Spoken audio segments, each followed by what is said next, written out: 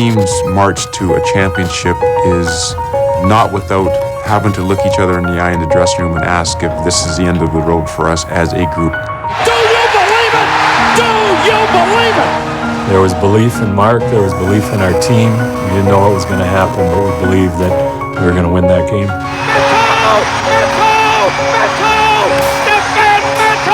Can't imagine winning a cup that meant more or being part of something that was bigger in hockey than winning a Stanley Cup after 54 years in New York.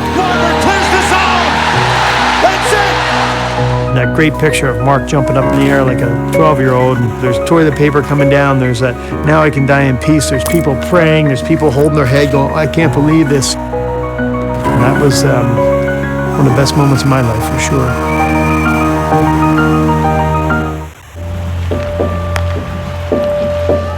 Year after year after year after year of either not making the playoffs or getting in, having a good team, not winning for whatever reason. It didn't matter what you did, who you signed, what trade you made. This team is cursed. That 1940 chant became louder and louder. 1940. It was just one of those things where, yeah, we understand it's been 50 years, but let's do something about it. Wow, I just built the most amazing workflow on Monday.com. You build your own workflow? I'm just really looking forward to the challenge of coming to New York and starting a so-called second career, and I'm every bit as confident the second career is going to be as good as the first one. When Mark Messier stepped into that locker room, there came with him the belief that they could go all the way, because this man had done it. He'd done it with Wayne Gretzky in Edmonton. He'd done it without Wayne Gretzky in Edmonton. My challenge was coming to New York is that nobody really cared about what happened in Edmonton. They only cared about what was going to happen in New York. The Rangers' newest captain, wearing uniform number 11, Mark Messier. He came with one reason in mind, and that was to bring a championship to New York. The Rangers have clinched first place in the Patrick Division. The Rangers were the best team in the league in 1992, going into the playoffs, but lost to Pittsburgh in a controversial series. And sadly for the New York Rangers, this season of tremendous hope and promise comes to an end. So going into the next season, of course, you think that President's Trophy winning team is going to have another successful season and be certainly one of the teams in the conversation to win the Stanley Cup. Of course, that didn't happen. Us not making the playoffs really left a bad taste in our mouths. I think we just wanted to go into a cave and disappear for 4 months during the summer and then come back ready to go again for 93, 94.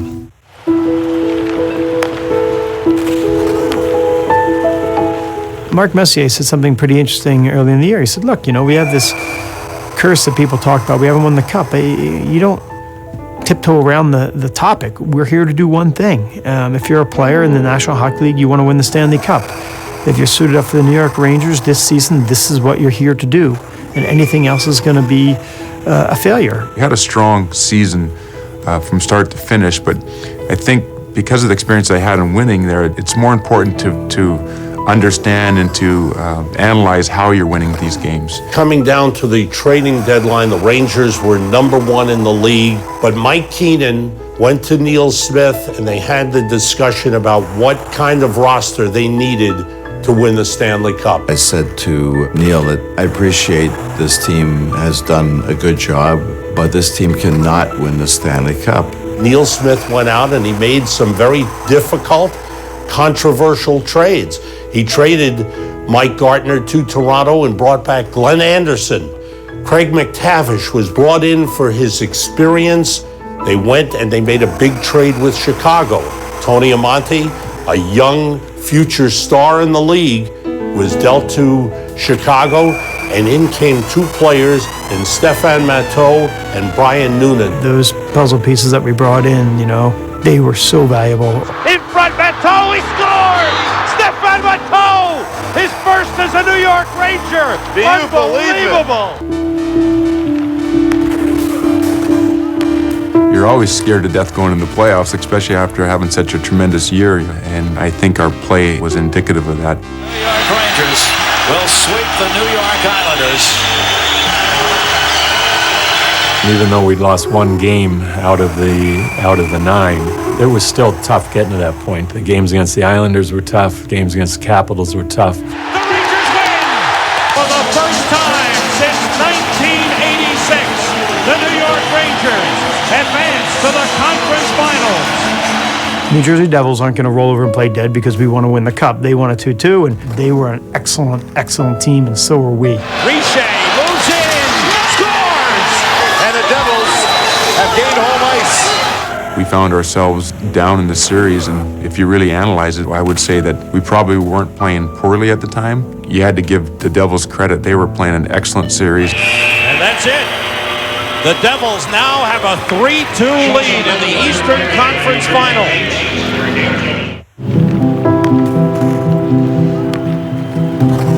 I felt what a great idea for the players to open up the papers and see that I felt confident that we could win the game, not thinking that when the New Jersey Devils opened the paper, they'd be reading the same thing and 10 million other New Yorkers. That was a slight oversight on my part. One of the real obvious things about Mess is that everything he says and thinks and does has one goal to it, and that is for the team to react in the right way and for it to move the team forward. I was willing to take any risk or do anything in order to help us win that particular game. Game 6 unfolds, and what happens? The Devils take charge of the game. The Devils, with that goal, have taken this game and they've grabbed it. They were really skating, really rolling, really confident in their play, and the crowd was behind them.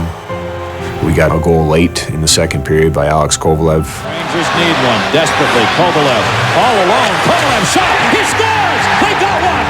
From that moment on, the tide seemed to turn, and then it was us being the aggressors and us being the hunters. That third period is one that we'll call one of those moments that you never forget. That's the stuff legends are made out of. Shot and score! They tied the game! Kovalev again, save one to a rebound, score! Messier gets his second goal!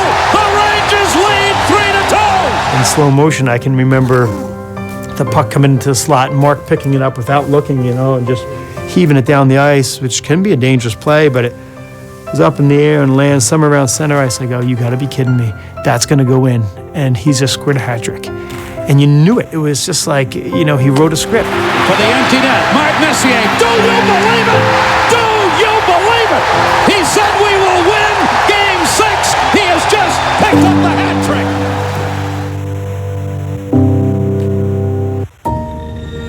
When we listen, we are unconfined, free to travel the worlds inside our minds. 5 to go. The Devils looking for the tie the way they did in Game 1. Messier trying to clear. He does. That'll be icing. I remember I was standing up, counting the seconds just with the crowd. They were going 10, 9, 8, 7. Back behind the net, driven around by Bukaboom. Driver blocks it. Marmer's on him. Riche centers. Stopped by Richter. The Devils score. They have tied it. The Devils have tied it with 7.7 seconds to go. I can recite a litany of bad playoff losses and tough goals that were scored, which tilted the tide the other way for the opposition. But when Valerie Zelapuk can score that goal, when the Rangers were 7.7 seconds away from the final, that was it. It was cruel and unusual punishment beyond what I'd ever seen before. There was that thought that there was a curse, and maybe this was rearing its demise again. There wasn't going to be an inch given on either side, so we went out and played a very hard-fought fourth period, which ended in a draw, of course, and then led into that double overtime. We are 4:10 into the second overtime. Long shot off the blocker of Brodeur. Fetisov, it went off the leg, stays in the Devils' zone. Bukaboom kind of slapped the puck and they deflected right in the corner, and I had a very good jump. Into the far corner. Matteau swoops in to intercept. Matteau behind the net. Touched the puck first and I tried to stuff it on the near side, but Niedermeyer kind of blocked me away, so I tried to stuff it the other way. For some reason, with all that confusing in the big bodies, they passed and opened up, and I could see clearly, somehow, that the puck went around and the puck seemed to go through Marty's legs and just sit there, and I saw him slump a moment. I go, the puck went in.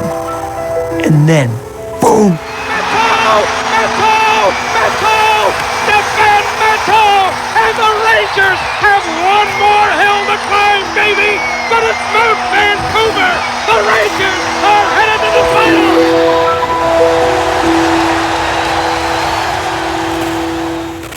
It's the toughest ticket in town. Madison Square Garden's lobby is jam-packed as the fans arrive for Game 1 between the Rangers and the Vancouver Canucks. Could see the light at the end of the tunnel, and I think our game really reflected that in the first game. Although we lost it, we outshot Vancouver, completely dominated the game, and Kirk McLean stole the game for Vancouver. So now all of a sudden, here we are, home ice advantage race. They've won in our building. Pressure's on us. Rangers clears the zone. It's heading for the empty net. The Rangers will win. The series is even, heading to Vancouver.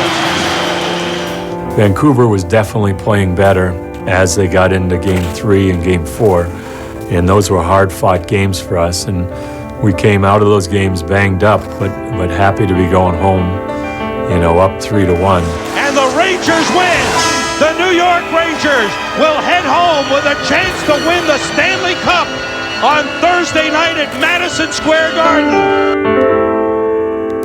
And 18,200 lucky people have a ticket. Some of them have paid thousands of dollars for what is to be the most important hockey game ever played at Madison Square Garden. Now there's people with tinfoil Stanley Cups and the chance going, we want the cup. And really, the only thing you have to do is just play the game, and then we have the cup, right? And nobody told Vancouver that. The rebound score! And Vancouver's exploded here for 2 goals within the first 3 minutes. And if this keeps up, we are going to have one long series. Vancouver comes out smoking, and everyone is stunned. The Garden is stunned, and then the Rangers put on a rally. Messier shoots, score! Oh, baby! The game is tied! This place has gone crazy! And we stormed back with 3 quick goals, and we thought, well, now we're playing the way we need to play. And then they quickly answered. Pass across, shot by Babbage, he scores! Oh, man! The Canucks get it right back! Absolutely wild! It was a confusing game from an emotional standpoint where it didn't have the flow of some of the earlier ones, and obviously disappointment that we were going back to Vancouver and we'd missed an opportunity there for us to win. Started out to be a huge celebration. It's ended in a disappointing evening. We played good in Game 6, and they just played better than us. Somehow the Rangers had let this 3-1 lead in the Stanley Cup Final get away from them, and now the series was all even. Wouldn't it be crazy if you could create voiceovers that sound like A raspy old man. A young teenage girl. 1968. I have never heard anything like this. Chant of "We Want the Cup" going up from the crowd here at Madison Square Garden.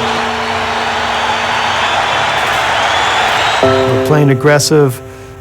We score a goal. Feeds Leach scores! Absolute pandemonium, fantastic. We have a lead. Up to the Vancouver line, a lead for Kovalev, sets up Trace, walks in, shoots, he scores! It is a power play goal. It's halfway through the game. We're 30 minutes away from getting our first Stanley Cup in 54 years. It's working. It's great. They score a goal. It's a little bit tense. In front, missed by Graves. Noonan's backhander save, and they score! Messier! It's a power play goal! They weren't in the finals because they were a team that was going to go away quietly, and certainly with leadership like Linden and the great player he was. Running to Cornwall. He shot it. They score! As it was batted in by Trevor Linden. I don't know which is longer, the 54 years or the last 15 minutes of the third period. Every shift that I sat in the bench and watched when the Canucks would come over the red line, I'd just start to hold my breath. Jelena with Linden and Ronning. Past the Ronning. Now to Jelena. Hit the post. And it's cleared by Lowe. Oh, man. Vancouver came oh so close to tying it. Anytime the puck was turned over, whether you didn't get it out at the blue line, you could hear the whole gasp in the Garden and the energy. But That's what made it so special.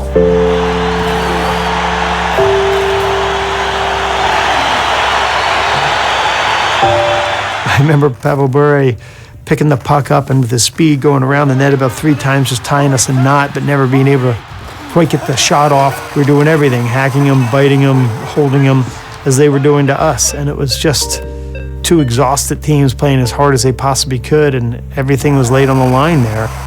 Even the last probably minute might have been the longest minute in Stanley Cup final history.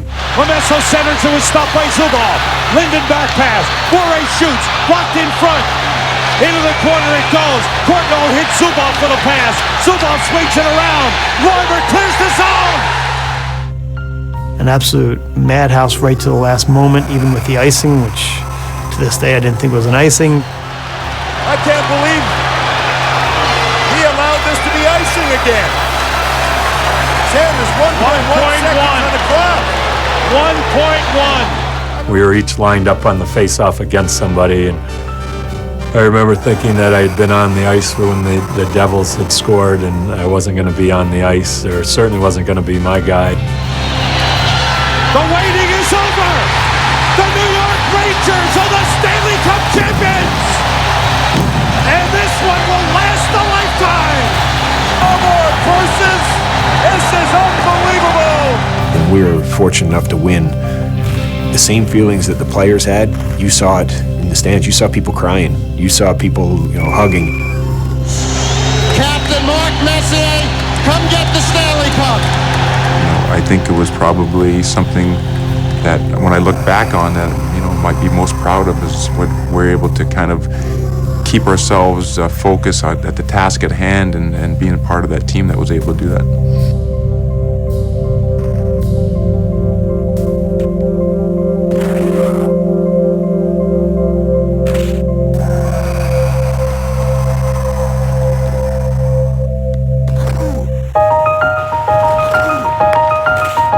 You go through your life and through your sporting life, and there'll be whole games and seasons that blur, but there'll be those moments that stick out in a way that become part of you. Let the celebration begin. When you talk about those special moments, it's a capsule. We reflect back on them, and it stirs the memory, and in a lot of ways it stirs the heart, especially when it's a moment that you have passion for. This is unbelievable. And realize how lucky you are to be a member of the Rangers and to be a part of the city. And after you go through it all those years and you look back, I think I definitely have even more of appreciation now than I did then. Every team is made up of a group of individuals there that sacrifice themselves for the greater whole, and there was no better example of that on display than that team in '94. We were a team first and foremost, and I think it's probably one of the reasons why we're able to overcome so many obstacles on that run to the cup.